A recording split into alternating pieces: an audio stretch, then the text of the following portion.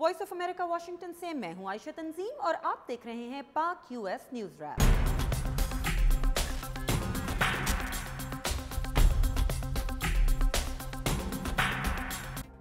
इस हफ्ते अमरीकी वजीर खारजा हिलरी क्लिंटन ने पाकिस्तान को मुतनब्बे किया कि ईरान के साथ गैस पाइपलाइन के नतीजे में उस पर भी पाबंदियां लग सकती हैं। We all know what the consequences of that are, and it would be particularly damaging to Pakistan. लेकिन पाकिस्तानी वजीर खारजा हिना रब्बानी खर का जवाब था कि पाकिस्तान किसी बैरूनी दबाव को बर्दाश्त नहीं करेगा। Pakistan will pursue its cooperation with Iran, which is an immediate neighbor, including on the Iran-Pakistan gas pipeline. साथ ही साथ पाकिस्तान ईरान की तरफ से 80,000 बैरल खाम तेल यौमिया सप्लाई करने की पेशकश पर भी गौर कर रहा है।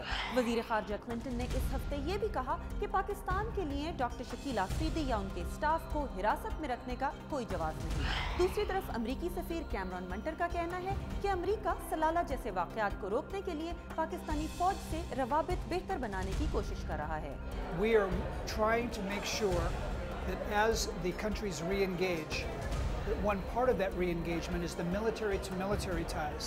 और हाल ही में पाकिस्तान के दौरे से वापस आने वाले अमरीकी कांग्रेसमैन जिम मोरैन ने वॉइस ऑफ अमेरिका को इस हफ्ते एक इंटरव्यू में पाकिस्तान की तरफ से हक्कानी नेटवर्क की मुबैना हिमायत पर नाराजगी जाहिर की। I think the United States is going to have to eventually terminate aid to Pakistan unless Pakistan becomes our ally instead of our enemy. जबकि इसी हफ्ते द वाशिंगटन पोस्ट के मुताबिक अफगानिस्तान में अमरीकी सफीर रायन क्रॉकर ने एक खुफिया मेमो में कहा है कि अफगानिस्तान में अमरीकी स्ट्रेटजी की नाकामी की वजह पाकिस्तान में दुश्मनों के ठिकाने हैं और अफगानिस्तान में हादसाती तौर पर कुरान को नजर-ए-आतिश करने के वाकयात में इस हफ्ते भी अफगानिस्तान और पाकिस्तान में पुरतशद्दुद मुजाहिरे जारी रहे जिनमें अब तक दर्जनों अफराद हलाक हो चुके हैं।